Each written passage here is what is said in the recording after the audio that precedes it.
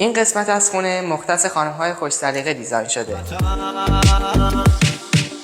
ندیدی چه غریب جزیره یه خاکه توی آب اسیره همیشه.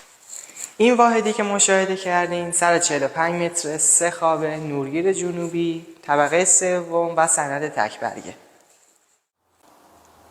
هر 3 خواب کمد دیواری و نور مناسبی داره.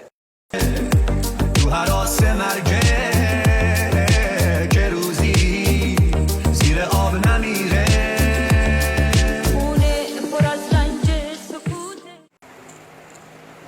از این بالکن ویو کل شهر رو دارید.